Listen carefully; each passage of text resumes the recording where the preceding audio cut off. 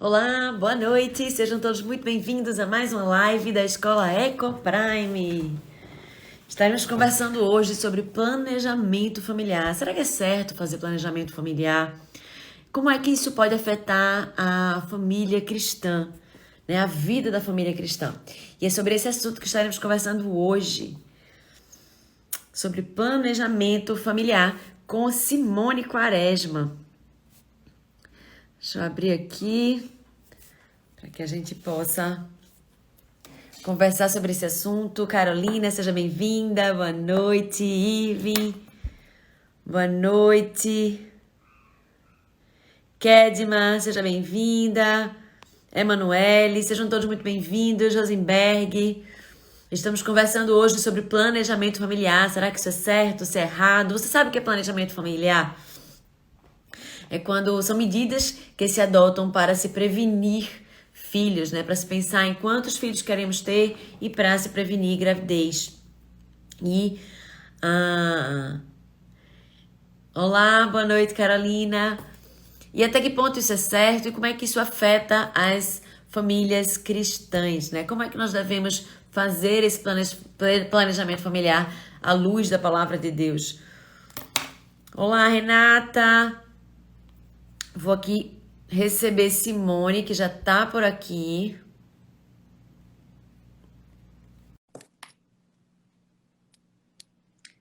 Boa noite, Lid.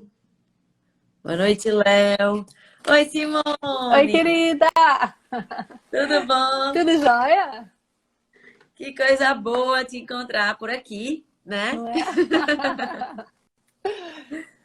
Muito bom tê-la para conversar sobre esse assunto tão importante, tão relevante, que é planejamento familiar, né? Algo que muitas pessoas às vezes não entendem, né? O que é visto com tanta naturalidade. E a gente vai estar tendo a oportunidade de estar conversando aqui hoje. Obrigada por ter aceitado aí o nosso convite, ter encaixado esse horáriozinho na agenda É para um estar com a prazer. gente hoje conversando sobre isso. E bem, para vocês que não me conhecem, meu nome é Andressa Oliveira, eu sou diretora da Escola Ecoprime, né? Tenho tido o privilégio de estar à frente da escola nos últimos 10 anos, né? Sou fundadora dela. E é uma escola bilíngue e cristã, né? Principalmente cristã.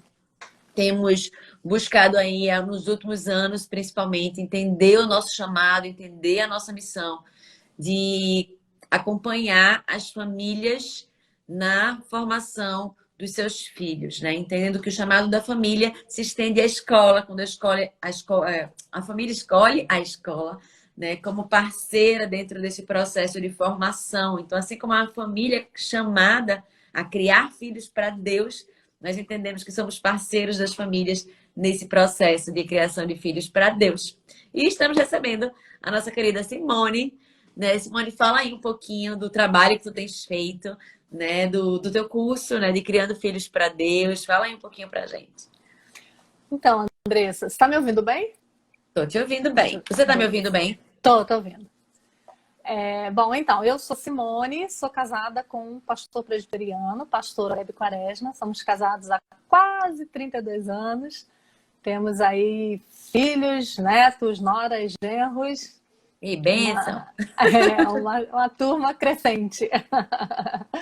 E tenho trabalhado já há alguns anos, né, com mulheres, não só da minha igreja, da igreja local, mas também de outras igrejas, de outras denominações. Tenho falado exclusivamente para mulheres, né, sobre feminilidade, sobre o papel da mulher, sobre criação de filhos, sobre submissão bíblica, né, e lancei um curso ano passado sobre criação de filhos, né, a gente está na terceira turma agora, inclusive, e escrevi um livro sobre criação de filhos também, que no momento está proibido pelo Ministério Público do Rio de Janeiro. E estou prestes a Até que aí, se lançar um alguém tem, outro pede livro. emprestado. É, Bênção. porque vender não pode mais. Pelo menos Pois, por enquanto. pois é, eu tinha pego da outra vez umas edições extras, né? E tô aqui distribuindo pro pessoal, indicando, porque é uma bênção sobre disciplina bíblica, né? Isso, sobre Mas diz disciplina mais, Simone. bíblica. Pois é, então eu tenho trabalhado durante esses anos, né, ajudando minhas irmãs em Cristo a entenderem seu papel, né? Tenho cumprido lá o chamado de Tito, né, para as mais velhas ensinarem as mais novas, né? E isso é uma delícia, uma bênção. Eu tenho crescido muito com isso, sido obrigada a estudar muito, me fazem perguntas muito difíceis. Uma mulherada inteligente, aí, sedenta, né? De conhecer a Deus, conhecer mais a Deus e de saber como é que elas podem servir ao Senhor através do serviço das suas famílias, né? Então, eu tenho trabalhado aí nessa área. Que bênção. E eu tenho sido uma das abençoadas pelo seu trabalho, Que bom. né? Glória a Deus por isso. E, Simone, hoje a gente vai estar conversando sobre planejamento familiar, que é um dos temas que você trata também, né? Que você tem trazido e que a gente tem, de forma geral, sido bastante afetada por esse entendimento que cada vez mais acomete a nossa sociedade, de que filhos são peso, de que filhos atrapalham a vida profissional, de que filhos são fardo financeiro, né? Que ó, só dá para um, porque dois já fica complicado, né? De um entendimento de que filhos são um obstáculo para a realização profissional, né? Então, são várias questões aí que a gente se depara quando a gente fala sobre filhos. Eu estava até lendo, Simone, que, segundo uma pesquisa que foi publicada na CBN, o número de mulheres que decidem não ter filhos, né, tem aumentado a cada vez. A última vez que saiu essa pesquisa, 38,4% das brasileiras ainda não eram mães, né? A pesquisa colocou dessa forma. Então a gente vê que isso tem sido, né, cada vez mais frequente e esse tipo de mensagem tem sido cada vez mais difundido, né, É verdade. em todos os âmbitos. Então, me fala um pouquinho primeiro, né, o que é planejamento familiar, para quem está ouvindo a gente ter uma visão bem clara do que é que se trata. Bom, quando a gente fala de planejamento familiar, a gente está falando de um conjunto de ideias, né? A gente não está falando só, e eu acho que esse é o pulo do gato, eu acho que é isso que nós mulheres cristãs precisamos entender. A gente não está falando só sobre quantos filhos cabem na minha família. A gente está falando de uma ideologia, né? De uma ideologia forte, de uma ideologia montada, construída, né? E contra a qual a gente precisa lutar, né? A gente não tem muito essa ideia porque a gente não conhece o movimento feminista, né? Porque o planejamento familiar, ele nasceu no movimento feminista, né? Quando a gente fala de planejamento familiar, como nós ouvimos hoje, você não está falando de aguardar para ter filho, ou você não está falando de um intervalo entre um filho e o outro, não é disso que você está falando. Você está falando de um movimento, né? Você está falando de algo que foi construído, como eu já falei, para que ocorresse dessa forma, né? E a gente ignora, né? Quando a gente vai estudar, quando a gente vai ler sobre o movimento feminista, a gente vai começar a entender por que nasceu o planejamento familiar, com que objetivo nasceu o planejamento familiar e o que eles tentavam atingir. E a gente vai ver que nós compramos os resquícios disso sem saber o objetivo, né? Quando você ouve as mulheres falando sobre planejamento familiar, você ouve elas falando que elas precisam só se precaver, que elas precisam organizar a vida familiar, né? Mas o pensamento do planejamento familiar é um pensamento nascido no quinto dos infernos. Essa é a grande verdade. Essa é a grande verdade. E com objetivos escusos que nós não conhecemos, não lemos sobre isso, só compramos a ideia e ficamos com elas guardadinhas para nós. Perfeito. Gente, a live está começando agora. Vocês viram que o assunto vai ser esse, super importante. Com certeza você conhece alguém que tem essa ideia de que está pensando nesse planejamento familiar, de que está pensando de repente em não ter filhos. Então, clica aqui nesse aviãozinho e convida essas pessoas para estarem presentes nessa live, para que elas possam ser abençoadas, né, tocadas e transformadas, ter suas mentes transformadas, né, por essa palavra, né, através do Espírito, para que a gente possa estar tocando aí nesse assunto que ainda é, né, tão turvo para muita gente, tá? Inclusive, Simone, a questão do planejamento familiar, ele é realidade foi feito, realidade aqui no Brasil, inclusive patrocinado pelo governo brasileiro, né? Desde 1998, estava vendo aqui, e desde 2009 houve um reforço ainda maior dessa política de distribuição de contraceptivos, né? E de toda uma educação sexual para que as pessoas pudessem prevenir filhos. É verdade, é verdade.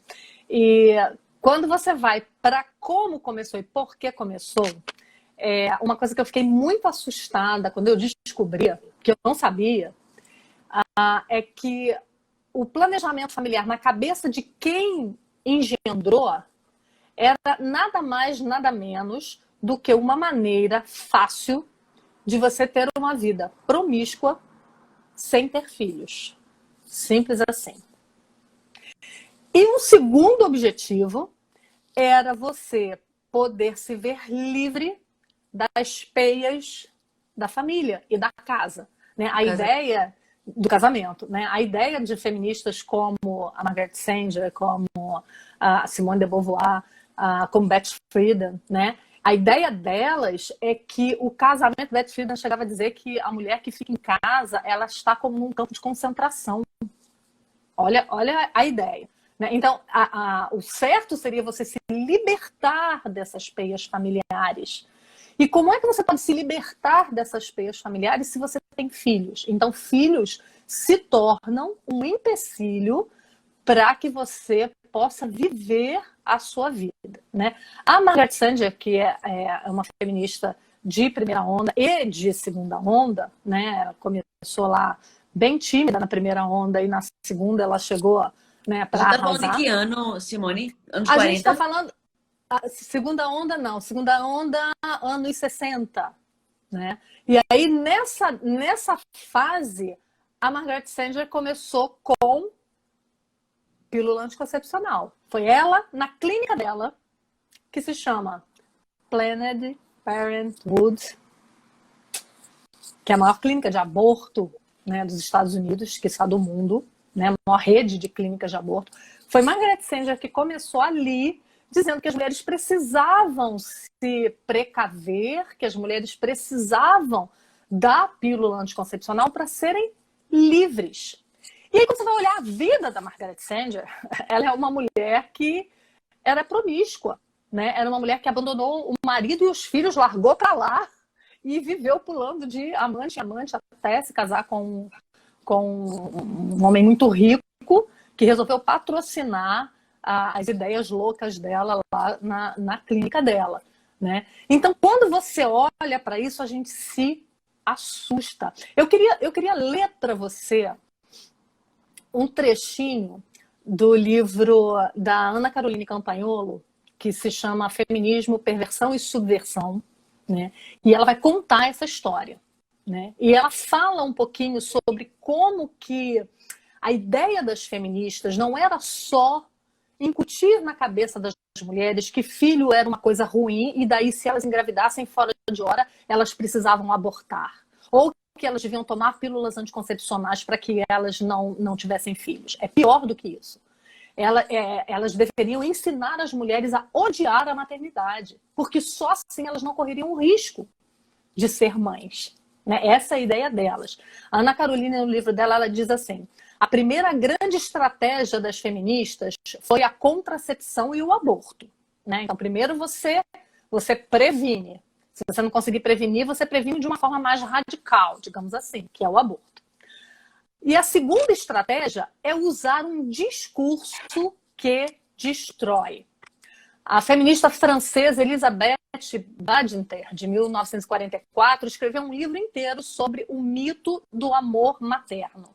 O principal argumento feminista sempre foi o de diminuir o mérito do cuidado com os filhos.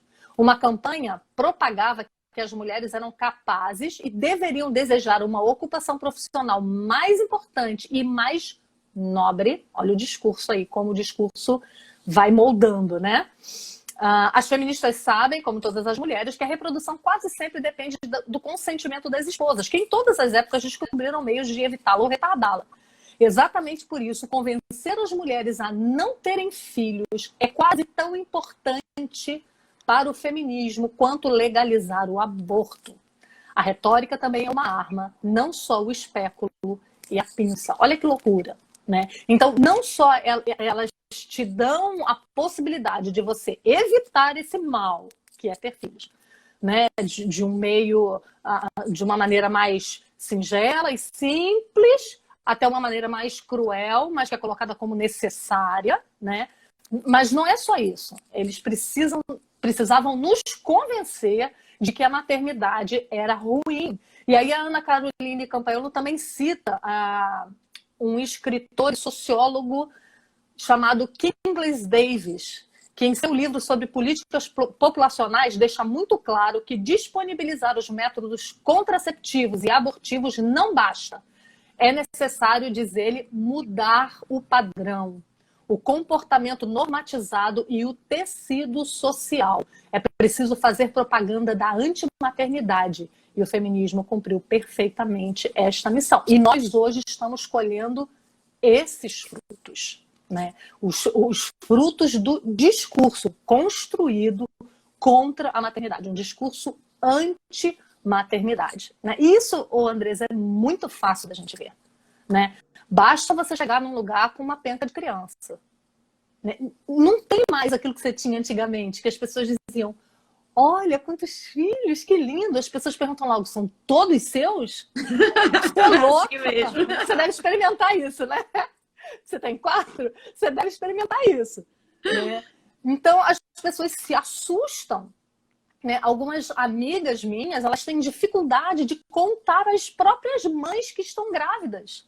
Porque, conquanto sejam avós que amem seus netos, amem a família, não querem mais que as filhas tenham mais filhos, né? E elas se sentem constrangidas, têm medo de contar para a família que estão grávidas. Dentro da igreja, esse pensamento também está.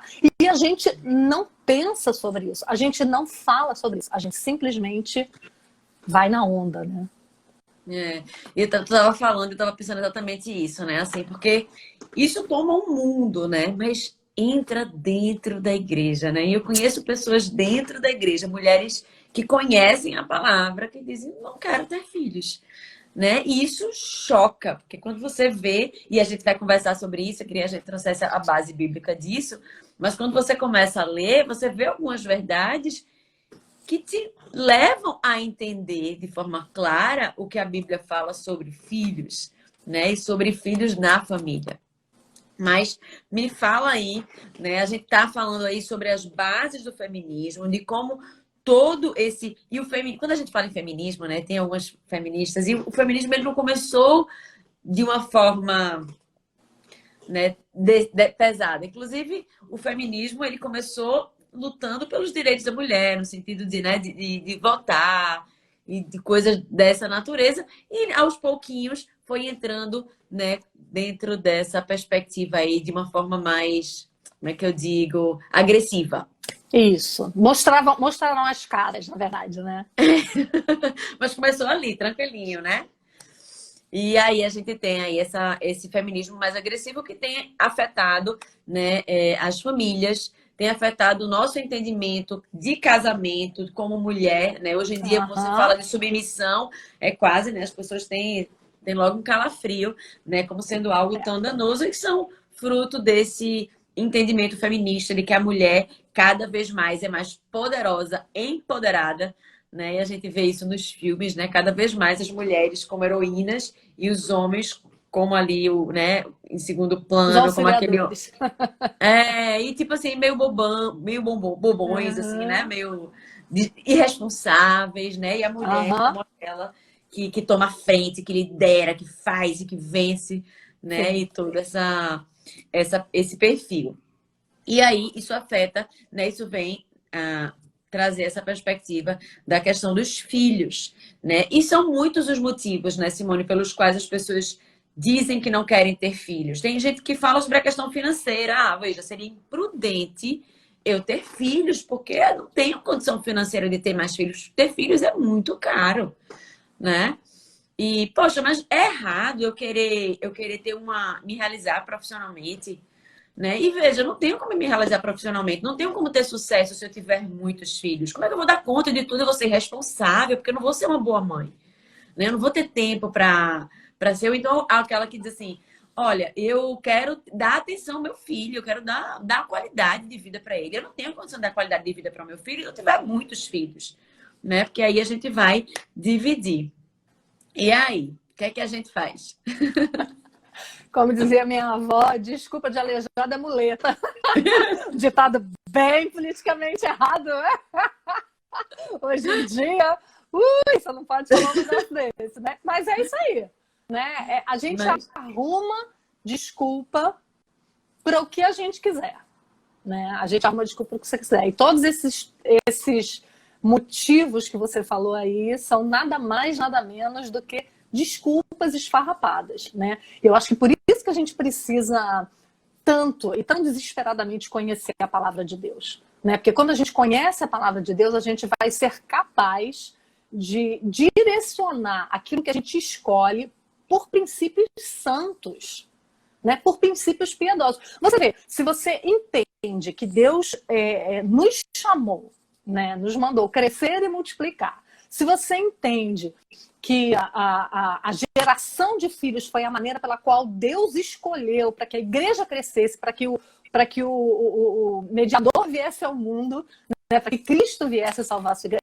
Essa foi a maneira que Deus escolheu, né? Se eu entendo isso, eu não posso achar que ter filhos e que a maternidade é algo de menor valor. Eu não posso ver a maternidade como um dos pontos da minha vida de casada que eu vou realizar um dia, ao meu bel prazer, quando eu tiver realizado outras coisas que talvez Deus nem tenha me chamado para realizar, né? Agora, se eu sou uma mulher casada, é fato. Deus me chamou para ser mãe.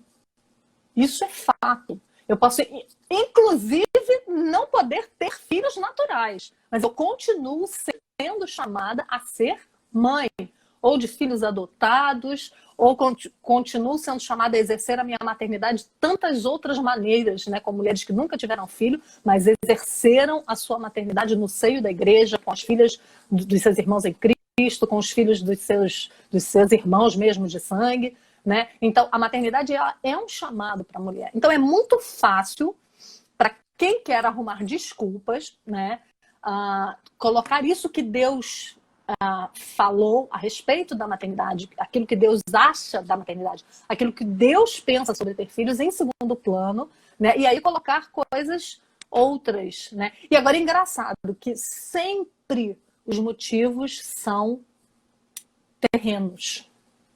Já reparou? Uhum. É o meu corpo, vai estragar meu corpo. É dinheiro, porque eu preciso ter mais dinheiro, porque com uma família grande eu não vou conseguir fazer isso, aquilo. É a minha carreira. São todos motivos perecíveis, né? Não são motivos que são motivos eternos. Eu até pensaria numa mulher que dissesse para mim, olha, eu fui chamada, uma mulher casada, que dissesse para mim, olha, eu fui chamada, eu e meu marido, para ir lá para o interior do não sei da onde, como missionária, e por isso eu não vou ter filhos. Eu até entenderia, embora eu achasse que com filhos ela teria mais sucesso ainda, porque ela estaria fazendo ali vários discípulos imediatos, né? Estaria formando vários crentes, talvez mais crentes do que na localidade para onde ela estivesse indo, né? Então, até isso a gente pode pensar um pouquinho. Mas a maioria das mulheres não querem se estender para ter filhos, demorar para ter filhos e ter poucos filhos para poder ter mais tempo para Deus. Não é. E aí isso tem que levar a gente a pensar para que a gente está vivendo? Para quem a gente está vivendo? Né? Eu acho que isso é uma pergunta que a gente deve se fazer sempre. Eu tenho uma amiga muito querida que hoje ela tem 5 filhos e o marido dela, quando fala para ela, e aí, vamos ter outro? Aí ela diz... E ele diz, me dá um motivo piedoso para nós não termos mais filhos. Um motivo justo, biblicamente aceitável, para nós não termos mais filhos, né? Então, acho que essa é a questão. Eu acho que essa pergunta nós temos que nos fazer, né? Sempre. O motivo pelo qual eu estou adiando filhos e pelo qual eu estou parando de ter filhos é um motivo santo Eu posso chegar diante de Deus tranquilamente e dizer, Senhor, eu parei, né, por isso, isso e isso, e o Senhor há de concordar comigo, né? Então a gente precisa pensar nisso.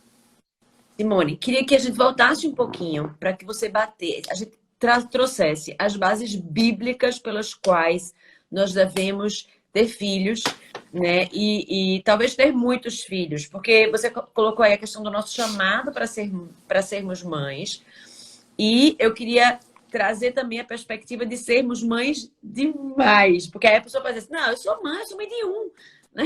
Mas por que eu devo ser mãe demais? E a gente sempre tem tentado fazer isso aqui, né? Vamos olhar na palavra de Deus. Eu preciso saber como eu vou educar meus filhos, então vamos olhar na palavra de Deus. Eu preciso saber como eu vou ser, como eu devo ser uma esposa, então vamos olhar na palavra de Deus, né? Lá tem as respostas para tudo. Então, onde é que a gente encontra na palavra de Deus esse chamado para sermos mães e para sermos mães de muitos, de... Menina, vamos lá, olha, seria difícil achar na Bíblia um texto contrário. Seria muito difícil. Você ia ter que ficar pesquisando aí durante meses e não ia achar. Então, ótimo. Então, vamos lá. Mas textos que favoreçam, né, essa visão, eu não vou ter tempo nessa live de falar de todos eles, né? Mas eu quero mostrar alguns. Porque eu converso muito com mulheres e eu sei que elas desconhecem isso. Elas desconhecem. Conforme a gente vai falando os textos bíblicos, elas vão ficando assustadas, né? Então, muito da nossa postura é não conhecer o feminismo, mas é também não conhecer a palavra de Deus. E isso aí é culpa nossa 100%, porque a Bíblia está aí, né? Então, eu queria começar de onde? Queria começar do começo, né? Vamos começar do Gênesis. A gente vai ver lá em Gênesis, capítulo 1, verso 22, Deus criando os animais e dizendo que eles deveriam ser fecundos, né?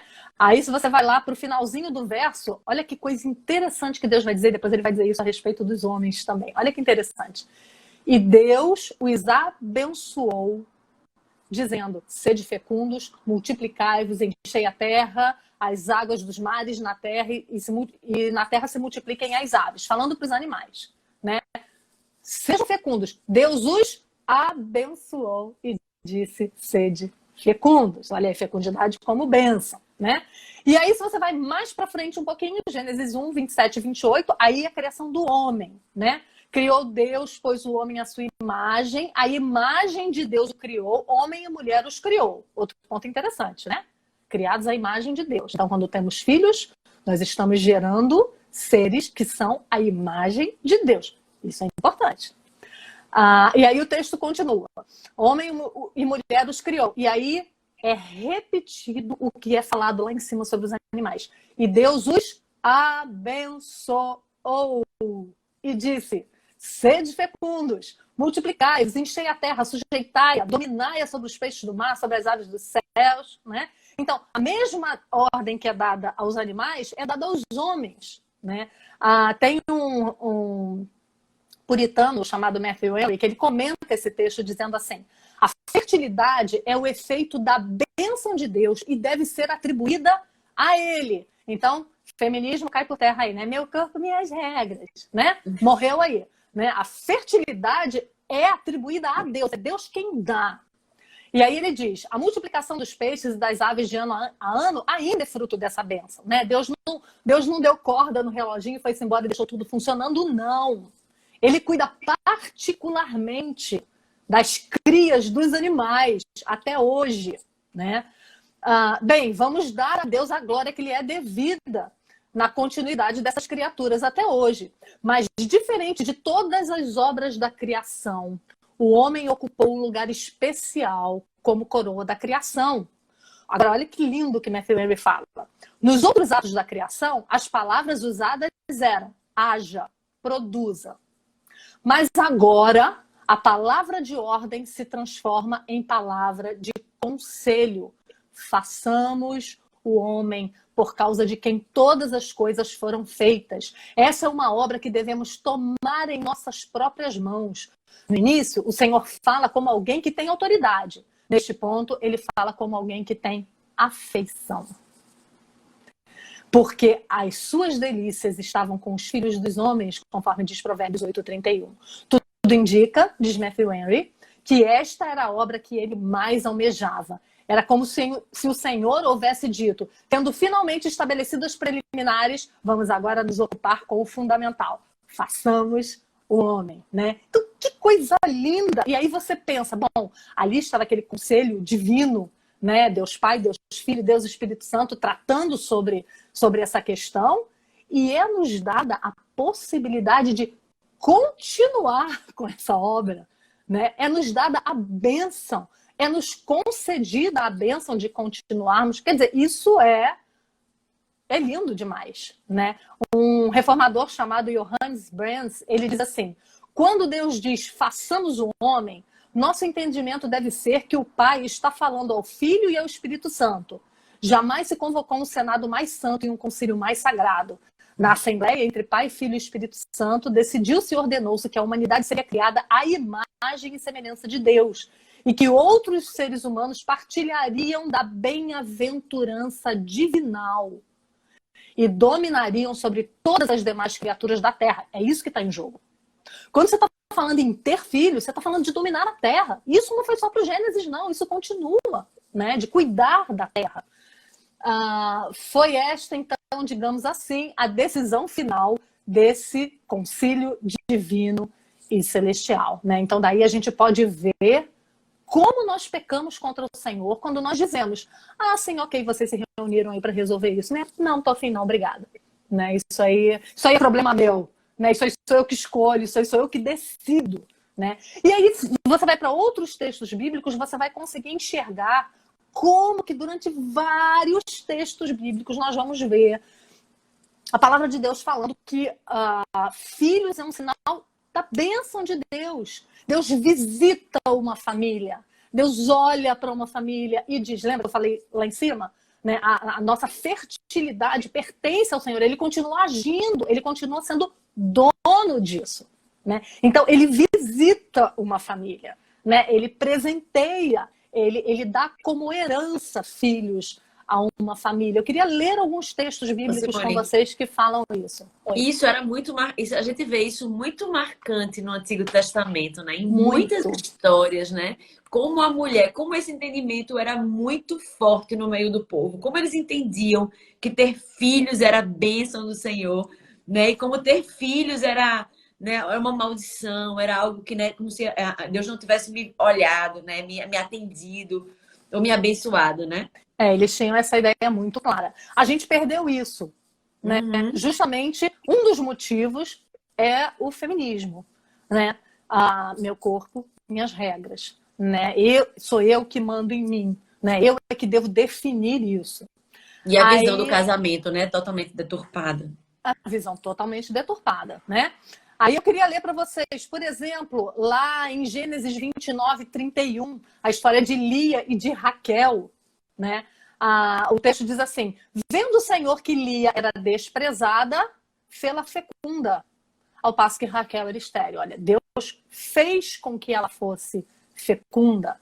Se você for lá para Gênesis 30, verso 22, vai dizer a mesma coisa. Lembrou-se Deus de Raquel, ouviu-a e fê-la fecunda. Se você for para Levíticos 26, verso 9, para vós outros olharei e vos farei fecundos, e vos multiplicarei, e confirmarei a minha aliança convosco. Já não estamos mais em Gênesis, hein, gente? Porque o povo disse, não, isso era só para encher a terra. A terra já está cheia demais, a gente não precisa mais de filhos, né? A terra está muito cheia de ímpios, né? A gente está precisando botar mais crente nessa terra, nesse mundo. Aí você vai lá para Ruth, capítulo 4, verso 13. E Ruth, lembra de quem foi Ruth, né?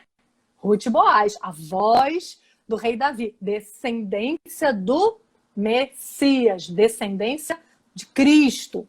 Assim, tomou Boaz a Ruth e ela passou a ser sua mulher. Coabitou com ela e o Senhor lhe concedeu que concebesse e teve um filho.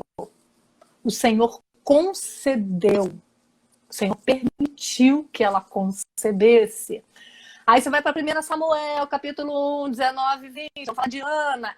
O texto diz a mesma coisa. Eucana coabitou com Ana, sua mulher, e lembrando-se dela o Senhor, ela concebeu, passado o devido tempo, teve o filho. E aí tem um monte de texto, Deuteronômio 7, falando sobre as bênçãos da obediência. Ele vai falar, se vocês derem ouvidos ao juízo, aos mandamentos e guardares, ele vai fazer isso, isso, aquilo. Ele vai dizer, ele te amará, ele te abençoará, ele te fará multiplicar, né?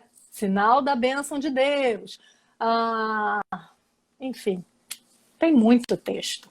Acho que já deu para entender, né? Deu para entender a bênção que é. Deu para entender que Deus olha para o seu povo e ele deseja abençoar o seu povo, né? E se você for, Andressa, para o cerne da questão de por que nós devemos ter filhos, você vai entender que nós devemos ter filhos porque nós vivemos para Deus, né? E nós vamos dar a este mundo filhos que sejam servos de Deus, né? A geração na Bíblia é um assunto muito sério, né? Se você for parar para analisar, lá em Gênesis, quando há queda, em Gênesis capítulo 3, quando vem a maldição para a serpente, já ali é falado sobre o descendente, né? Que da mulher surgiria o descendente que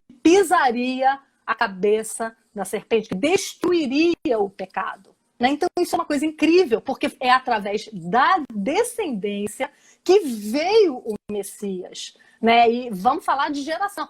Isso foi no Velho Testamento. Vai para o Novo Testamento. Como é que Mateus começa o primeiro capítulo? Genealogia. Por que genealogia é tão importante, gente? Porque Deus está falando do seu povo.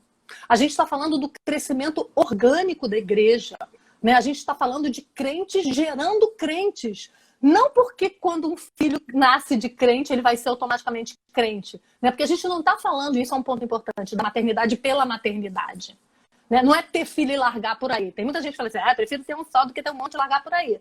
Não, tá errado um, tá errado o outro. Você pode ter vários filhos e não largar nenhum por aí, né? A ideia é essa. A ideia é você ter filhos para fortalecer a igreja.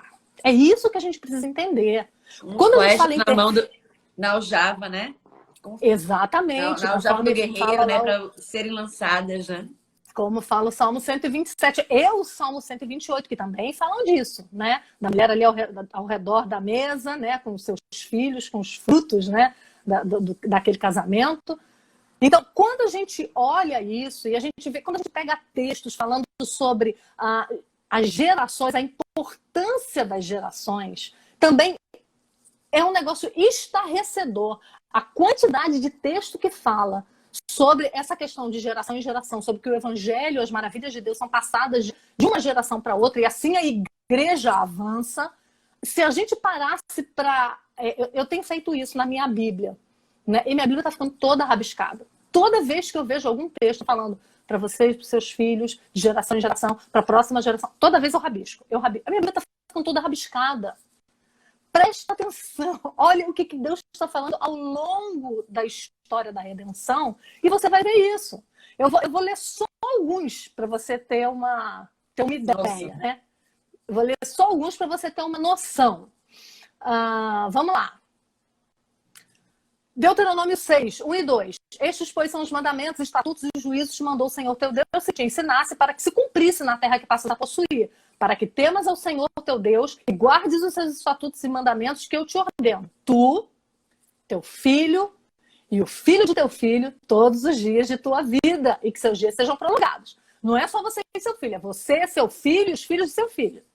Aí vamos lá para Deuteronômio 4, 10. Não te esqueças no dia que estiveres perante o Senhor teu Deus em Horebe, quando o Senhor te disse, reúne este povo e os farei ouvir as minhas palavras, a fim de que aprenda a temer-me todos os dias na terra, todos os dias que na terra viver, e as ensinarás a seus filhos. Ordem.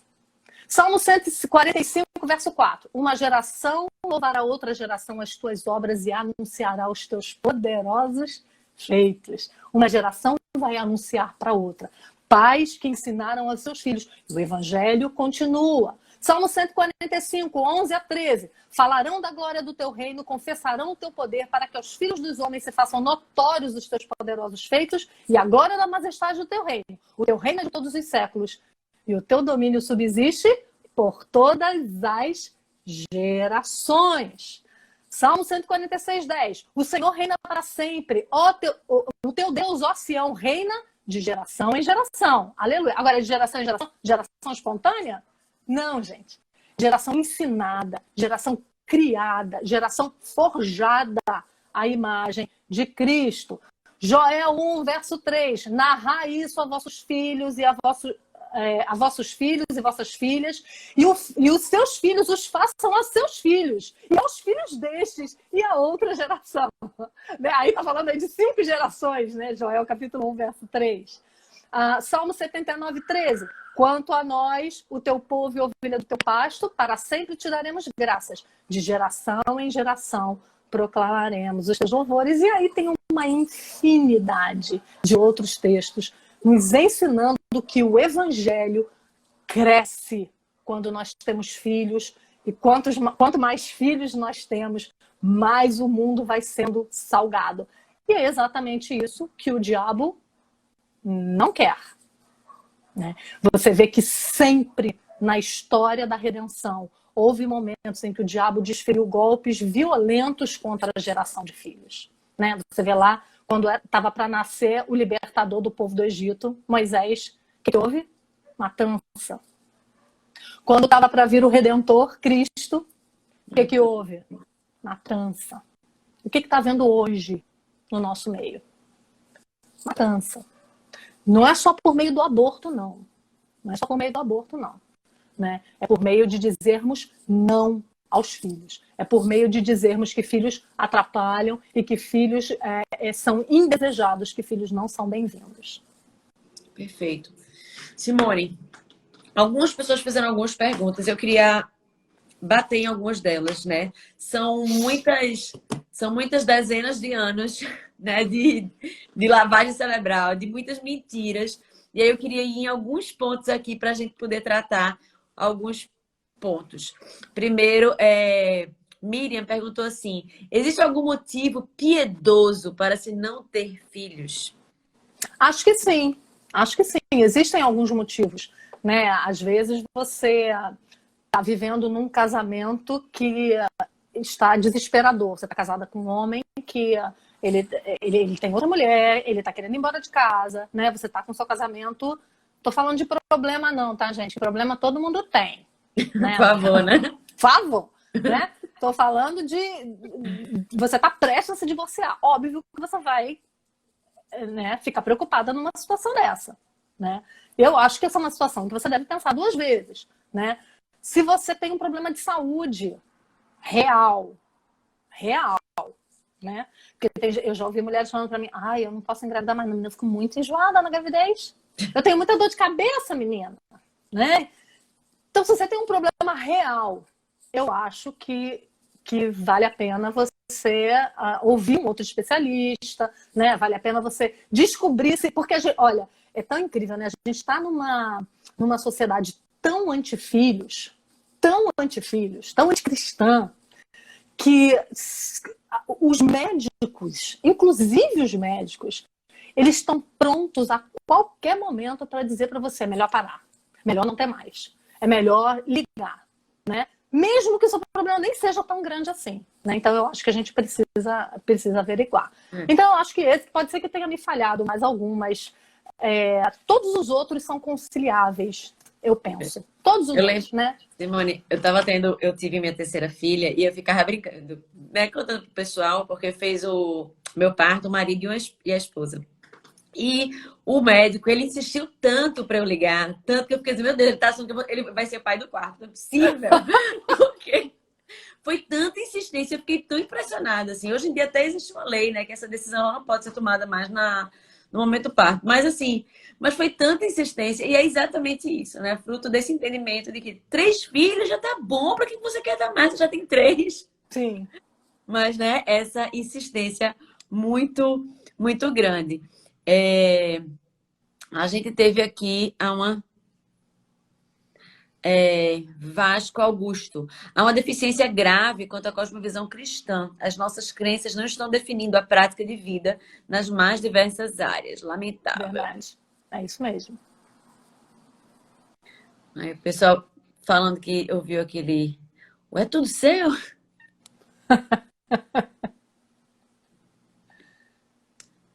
É incrível, né? E é Deixa eu ver impressionante aqui. como a mídia ela vende isso, né? Você não vê uma propaganda. Olha, quer ver? A maior dificuldade que eu tenho é fazer um folderzinho para chamada de alguma live ou de algum congresso. E aí eu vou procurar, ou então para os slides das minhas palestras, eu vou procurar gravuras no Não. Canva, no Google, no Pinterest. Aí eu boto assim, mãe e filhos. Você não acha nunca uma foto com mais de 3 crianças. Nunca! É, Não não tinha existe! percebido isso, não. Realmente, Não normalmente é existe. com São uma, né? sempre duas ou uma.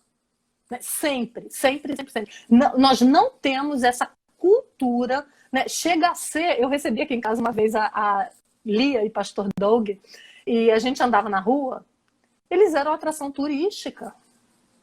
As pessoas olhavam para eles têm 7 filhos, É isso né? que eu ia dizer agora, As eles têm pessoas sete. olhavam como se fosse uma coisa de outro mundo, né? Então, assim, a gente está estruturado para isso. A gente está estruturado, a gente tá organizado como sociedade para não receber filhos, né? Não receber crianças, para receber cachorro, mas para receber criança não. E tem até isso, né? A galera estão trocando, né, os bebês pelos pets.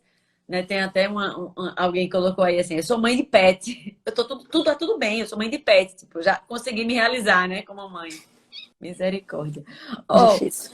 Suzane perguntou o seguinte: e no caso de família em situação de extrema pobreza, que vivem precisando de ajuda e doação, que não tem condição de sustentar a família, ainda assim eles devem ter filhos? Então, vamos lá. A gente precisa tomar cuidado com isso, porque eu sei que existe, principalmente aqui no Brasil, né, a cultura de assistencialismo, né? Então, de gente que quer ter filho porque o governo vai ajudar. Isso é errado, tá?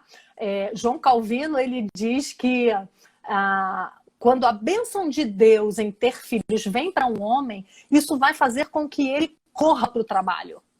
Né? Isso vai fazer com que ele seja diligente no trabalho dele. Isso vai fazer com que ele procure trabalhar muito mais para que possa sustentar a sua família. Né? Então, é claro, cada caso é um caso. Né? A gente não pode criar uma lei, criar números, né? Então você tem que ganhar tanto, com tanto de salário você pode ter tantos filhos, isso não existe, né? Cada família sabe de si e cada família vai prestar contas a Deus. Acho que isso é importante a gente lembrar. A gente vai prestar contas a Deus do que nós fizemos com a bênção da fertilidade que Ele nos deu. Né? Agora a gente precisa entender o seguinte, vamos falar de nós crentes, né? Como é que nós crentes temos encarado as necessidades que o mundo coloca para gente? Porque eu não tenho conversado com muitas mulheres crentes que estão em extrema pobreza, não. Eu tenho conversado com muitas mulheres crentes que não querem ter mais filhos e que têm uma vida muito confortável. Essa não é a maioria entre nós, estou falando de crentes, tá? Embora a fertilidade seja uma bênção para toda a humanidade, né, para todo mundo, mas quem é chamado à responsabilidade através da Escritura somos nós, somos os crentes. Né? E eu realmente não tenho visto crentes em extrema pobreza se enchendo de filhos. Eu tenho visto crentes numa situação muito boa, né? E isso é uma coisa que me chama muita atenção. Porque se você for pensar em tempo ruim para ter filho, em condições ruins para ter filho, de acordo com o que o mundo pensa hoje, até mesmo as igrejas, nunca é tempo bom. Nunca é hora de ter filho. Porque o meu casamento está muito novinho. Porque eu já tenho... eu ainda não me realizei profissionalmente, não dá para ter filho agora. Meu marido está indo para o seminário, não dá para ter filho. Meu marido saiu do seminário, está pegando a igreja agora, não dá para ter filho. Meu marido está trocando de emprego. A economia está instável. O mundo está assim. O mundo está assado. A gente tem milhares de... Nunca, para o mundo, para o pensamento do mundo, nunca é tempo bom para ter filho. Nunca. Né?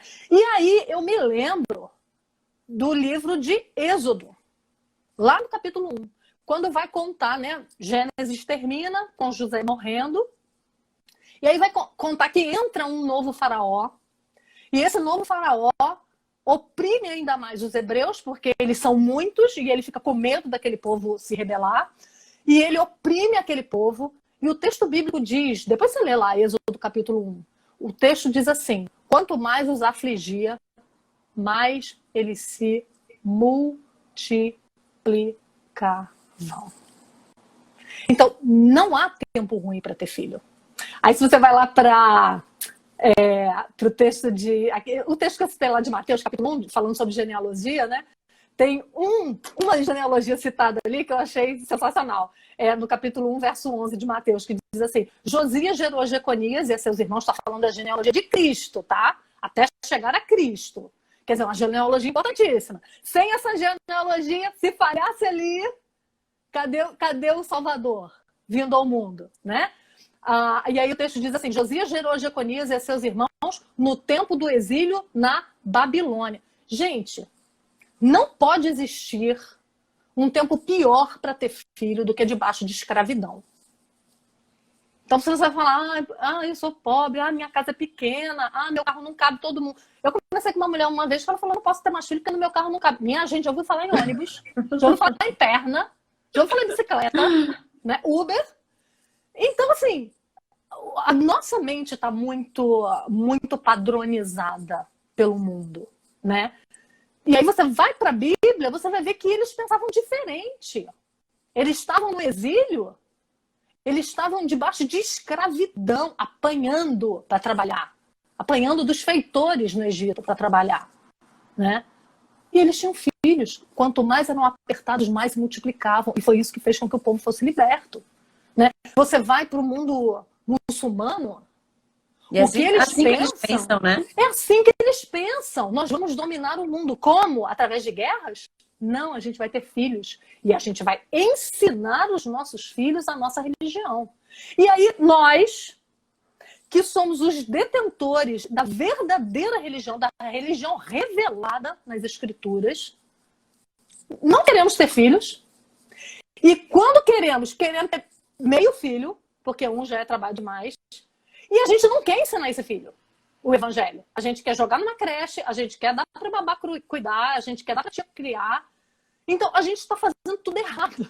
A gente está fazendo tudo errado, né? Além de não ter os que a gente tem, a gente não ensina. Enquanto isso, os muçulmanos dominam o mundo através dos filhos. Perfeito. É uma doideira. É uma doideira. Ok. Então, acho que a gente acabou batendo, né? Toda essa última parte. Essa questão financeira, né? A questão de você não ter... Achar que não tem dinheiro. Que, na verdade, você achar que não tem dinheiro é uma questão de prioridade, né? Você, com certeza, você está gastando com coisas que você poderia não gastar para possibilitar ter filho, ir para um apartamento menor, ir para um apartamento mais barato, pegar um carro menor. Andressa, a gente precisa de muito pouca coisa. A gente precisa de muito pouca coisa. A gente inventou que a gente precisa de muito, mas a gente precisa de muito pouco. Na verdade, sabe o que a gente tem? Sabe o que o crente tem, na verdade? O crente tem inveja. É uma palavra feia que ninguém gosta de ouvir e ninguém gosta de reconhecer que tem. Mas a gente olha para pessoas que têm mais posses e o nosso pensamento é como é que eu faço para ter aquilo ali? A gente esquece que bens, que riqueza vem de Deus. Alcançado através do trabalho duro, mas vem de Deus. Ele dá ou não. Ele pode dar pobreza para a gente também. E a gente tem que estar feliz na pobreza também e vivendo para a glória dele na pobreza também. Mas a gente quer sacrificar uma ordem que ele nos deu, que é de ter filhos, porque a gente quer bens. Isso está errado, né? Então, olha quantos conceitos a gente tem que desfazer para que a gente possa entender a importância de ter filhos. São muitos pecados que a gente tem escondido no nosso coração. E aí a inversão é o que você tinha dito, né? Tipo, quando a gente tem muitos filhos, a responsabilidade aumenta, você trabalha mais diligentemente e automaticamente você ganha mais recursos. Meu marido diz que aqueles que têm mais filhos têm mais dinheiro. Deus multiplica, né? E a Bíblia diz isso lá em Mateus, Deus provê cada uma das nossas necessidades. Deus provê. Né? Olha, Andressa, eu vou te falar. É claro que a nossa base tem que ser a palavra de Deus, né? Não as experiências. Mas se você for olhar para a experiência de homens que foram gigantes na fé, né? Você vai consolar o teu coração, você vai se alimentar disso, né? Eu li esses dias de um puritano que ele era um pastor que perdeu a igreja onde ele pastoreava e perdeu a casa onde ele morava, e na mesma época a mulher engravidou do 5º filho. E ele contou isso como bênção, né? Ele contou isso com alegria. Então isso enche o nosso coração, né, de alegria. Eu tive 4 filhos, né?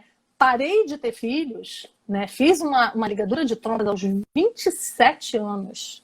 Uma menina, né? Tomei uma decisão radical, porque eu não conhecia esses princípios, né? Embora fosse crente, mas eu não conhecia esses princípios. Eu tomei essa decisão radical, sabe por quê? Porque a gente vivia muito apertado. Porque meu marido era seminarista, tinha abandonado um emprego público estável para ser seminarista, para ser pastor. E eu falei, não, chega. Nós falamos, não, tá bom, 4 tá bom, né? Já cumpri minha missão, já tô para lá de, né? Já estava dobrei a meta. Inclusive. Dobrei a meta já, né? E fizemos isso, né? E nos arrependemos amargamente depois, porque eu vou te falar uma coisa, Andressa. Crente nunca vai dizer: eu me arrependo de ter tido tantos filhos. Nunca ele vai dizer isso. Vai dizer o contrário, como eu digo. Eu me arrependo de não ter tido mais. Né? Mas você nunca vai ver um casal crente dizer: poxa, por que eu tive, né, por que eu tive o Natan? Né? Por que o Natan chegou? Né? Por que o Natan chegou na minha família? Puxa vida, né? Nunca! A gente esquece, né, que os nossos filhos não são só um imaginário, mas vira carne e osso, né, gente? Né? E eles chegam e a gente se apaixona por eles, a gente ama, a gente investe, a gente trabalha por eles, né? Então, depois que eu fiz isso, que eu liguei as trompas, né, e a gente realmente vivia uma situação muito difícil. A gente viveu uma situação difícil muitos anos, né? E eu sei que é essa situação que muitas amigas minhas, esposas de pastor, passam, mas é um passo de fé. E o Senhor sempre nos sustentou. Agora, como que Ele nos sustentou? Foi indo a restaurantes toda semana? Não foi. Foi com carne vermelha, com filé mignon? Não foi. Tinha dia que era ovo frito. Mas ovo frito não é bom? Então a gente vive numa sociedade que a gente tem que ter a nata. Se a gente não tiver os melhores produtos do mercado em casa, se eu não tiver o melhor carro, eu não estou satisfeita. Então eu vou sacrificar uma ordem que Deus deu por conforto. Entende? Então, a gente precisa rever os nossos conceitos, a gente precisa rever o que realmente é importante. Ah, mas aí eu não vou poder pagar uma boa escola, eu não vou poder pagar natação, eu não vou poder pagar... Não paga! Não faz natação. Meus filhos nunca fizeram inglês, todos eles falam inglês, aprenderam em casa. Nunca estudaram um instrumento, faz falta? Faz, mas tá tudo vivo sem saber tocar instrumento. Ninguém morreu porque sabe tocar instrumento. Não foram pra Disney, não foram pra Disney. Então, vivi, menina, sobrevivendo, acredita? E são bênçãos, né, Simone? São bênçãos, estão aí se enchendo de filho também. Gostaram, não traumatizaram. Né? Então a gente precisa corrigir as nossas prioridades, sabe, Andresa? Eu fico muito preocupada quando eu vejo uma família cristã dizendo: eu me preocupo com dinheiro, eu não sei se a gente tem condições. Eu acho que a gente coloca um padrão muito alto pra gente. A gente tem que aprender a que talvez isso não seja o plano de Deus para nós. Né? Que talvez seja um padrão mais simples para nós, e a gente tem que estar contente, satisfeito com isso. Isso. Acho que a gente precisa se desapegar desse mundo, né? Das coisas desse mundo e se conectar às coisas de Deus, ao propósito de Deus para as nossas vidas, né? A questão de realização profissional, que é muito assim, né? É bom trabalhar, até alguém colocou assim: mulher pode trabalhar fora? Pode, claro que pode trabalhar fora. A questão é a questão das prioridades, né? O que é prioridade para mim? Eu deixar de ter filhos para me realizar profissionalmente, é isso que Deus me chama a fazer, né? Exatamente. E é aquela história, se eu faço uma pergunta para mim, o que é que eu preciso fazer primeiro? Olho para a Bíblia, né? A gente precisa resgatar isso. Às vezes a gente fica vendo no Instagram ou nas redes, blogueirinhas falando sobre diversos assuntos, e a gente precisa, por mais que vocês estejam escutando aqui a gente, vocês têm que ir para a Bíblia para checar lá se tudo que a gente está dizendo é isso mesmo. É verdade. É verdade. É apenas lá que a gente vai encontrar a verdade. Infelizmente, tem muita gente que está distorcendo a verdade e até pegando a própria Bíblia e utilizando para falar verdades que não são verdades. Né? Então, por isso que a gente precisa ir direto na fonte, né? Igual aquela brincadeira, como é que é? Telefone sem fio, né? Você vai Sim, escutando alguém, e chega tudo errado lá no final. é verdade. Né? E ó, Então, André, você vê que outra coisa muito importante que o feminismo fez, que ele conseguiu fazer, é colocar na nossa cabeça, não é só de não ter filhos, né? Ou de ter poucos filhos, mas de que você devia postergar isso. Deixa isso para depois. Por que deixar para depois? Quanto mais tarde, menos filhos. Não é verdade? com Porque a mulher certeza. ela tem um período da vida dela que ela é fértil. O Sim. homem não. O homem pode ter filho a vida toda. A mulher não. Tem tempo. Então, olha o que o feminismo faz, né? Não casa cedo, vai aproveitar a vida. Vai estudar, vai se formar, vai fazer mestrado, vai fazer doutorado. Deixa ter 30 anos. Com 30 anos, você já está na metade da tua capacidade de ser mãe, né? É claro que muitas mulheres não se casam cedo por outros motivos, porque plano de Deus, economia divina, a gente não sabe. Muitas mulheres não têm filhos pelo plano de Deus, pela providência de Deus, por mil motivos. Né? E isso, né, às vezes, quando eu falo sobre esse assunto, algumas pessoas falam: ah, então quem é infértil está pecando. Né? Não, claro que não, de jeito nenhum. Né? Apesar de que, mesmo sendo inférteis, nós podemos ter filhos, né? Como eu já falei. Né? Adotem! A É uma adoção bênção, né? é densa. Esse é um assunto que as pessoas precisam falar também e que não falam. Tem um monte de minhoca na cabeça, um monte de conceitos tortos que não são Preconceitos, né? preconceitos, que são conceitos antibíblicos, e a gente também não fala sobre isso. E assim, meu marido, nós estamos na lista de adoção, esperando os nossos filhos. Estamos Ai, que esperando mais delícia! 2. E quando a gente fala em adoção, né, massa, porque meu marido, ele chegava para falar com algumas pessoas, aí dizia que ele era adotado. E ele ficava esperando as pessoas perguntarem, é mesmo? Por quê? Porque ele queria pregar o evangelho. Ele dizia assim, eu sou adotado em Cristo. Deus me adotou através de Cristo. E aí era Legal. uma entrada que ele tinha para pregar o evangelho. E é isso, né?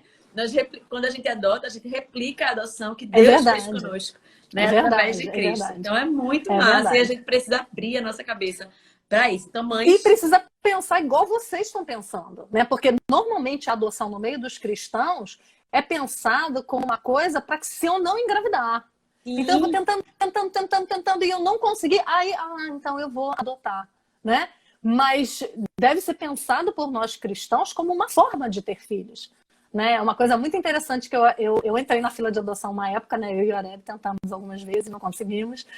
Mas numa das épocas que a gente frequentou a reunião na vara da infância, a juíza deu uma palestra para a gente e ela estava falando, gente, olha, vocês têm que pensar bem, porque depois que você coloca o seu nome lá, é irreversível. Olha que coisa linda.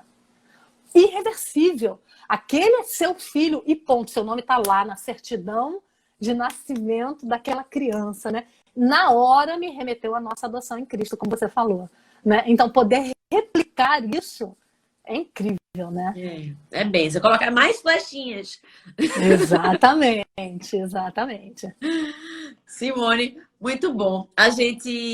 Quando eu estava pensando, né, num tema para falar contigo, e aí veio essa questão do planejamento familiar, é algo que eu acredito muito, né? Tá lá na Bíblia. Não conhecia também essa verdade, vim conhecer ela alguns anos atrás.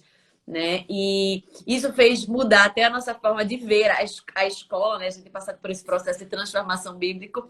E a gente, inclusive, lançou uma campanha há uns 2 anos atrás, que o quarto filho é de graça. Que a gente fez, se a galera tá usando desculpa, Sensacional! né? A galera tá usando desculpa de dinheiro, não tenho dinheiro, a escola é muito cara, então não seja por isso. O quarto lá é de graça.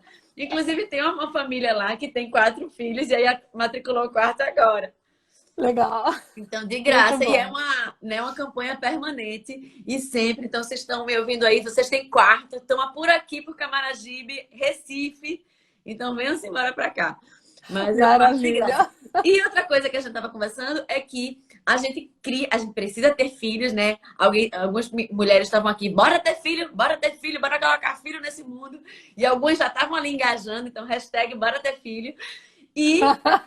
Mas a gente não pode, né? Como você disse, né? Não é ter filho e largar por aí, mas ter filhos e criarmos para Deus. E a gente tá. Eu queria fazer um convite. A gente tá aí com o Centro de Treinamento para Pais Cristãos, que é um evento presencial, né? A gente recebeu ano passado pessoas do Brasil inteiro. Simone nos deu o privilégio de estar lá conosco, conversando um pouquinho, trazendo estratégias práticas para os pais sobre como criar filhos para Deus. E foi uma bênção o ano passado. E esse ano, dia 18 de setembro, já estamos com data marcada, a gente vai estar recebendo o pastor Ted Tripp e Margie Tripp, que são autores do Pastoreando o Coração da Criança. Eles são bênção, né? Eu tive a oportunidade já de ouvi-lo, pastor Ted, falar. E eles vão estar aqui. Então, queria fazer o convite para você, para poder se inscrever e estar com a gente nesse dia, se preparando, nos munindo de armas para criarmos filhos para Deus. E se você quer saber mais sobre esse evento, entra no www.ecoprime26.com.br/CT ou entra aqui no Instagram da Escola Ecoprime e no link da bio você vai encontrar lá Centro de Treinamento e vai poder se inscrever para esse dia que vai ser incrível e vai ser um dia de transformação, de decisão na tua vida. E Simone, muito legal, assim, tipo, aprendi muito boa conversa. Um bocado. Dava umas 3 conversas. Foi bênção, mas é um assunto que, como você disse, pouca gente fala e a gente precisa, né? A gente precisa falar. Precisa falar, isso. Então, assim, vamos, né? Vamos marcar outras, vamos falar mais sobre isso. Vamos. Gente, coloca aí a hashtag aí no Instagram, né? Bora ter filho. Vamos criar esse movimento dentro da igreja, vamos multiplicar, né? E dominar o mundo, né? É isso aí. Simone, obrigada. Que Deus continue te abençoando, que Deus continue te usando. Você quer falar aí fechar aí a sua fala? Ai, gente, bora ter filho. Bora ter filho. Eu parei cedo demais, mas estou botando fogo nas minhas noras e na minha filha. Todo mundo doido para ter muito filho. E aqui na nossa igreja também é uma maravilha, uma criançada, um chororô na hora do culto, uma delícia, uma bênção você ouvir crianças chorando no meio do culto. Está dizendo que a igreja está viva, que a igreja está crescendo e que a gente pode morrer em paz, né? Porque tem crente para levar a tocha do evangelho adiante. É verdade, bênção do Senhor. O pessoal perguntou aí se o CT aborda adolescente. Aborda sim, gente. Aborda todas as faixas etárias, certo? Então vai lá, entende lá direitinho. É um evento sem fins lucrativos. É um evento que nós criamos por entendermos a importância da missão da família, entendermos que é a maior missão das nossas vidas e que a gente não pode mais, sabe assim, deixa a vida me levar, tentar viver essa maternidade da intuição. A gente precisa entender o que é que Deus nos chama a viver, como Deus nos chama a sermos mães e pais. E esse evento, inclusive, a gente chama e pede que venham os dois, pai e mãe. Porque às vezes, né, Simone, a gente quanto mãe, a gente entende a gente às vezes está mais predisposta aí para esse tipo de evento. Sendo que aí a gente entende algumas coisas e o marido da gente não. E aí não tem, né, essa união, essa unidade na disciplina do filho, na condução em casa. E vocês precisam ser um em todas as coisas e na educação dos filhos também. Então, fala com teu marido aí, aproveita. Gente, é TED Trip, né? Pelo amor de TED Trip. Pois é, e Simone, Recife é maravilhoso, né? Então vem para fazer um turismo no final de semana com o marido, olha ali.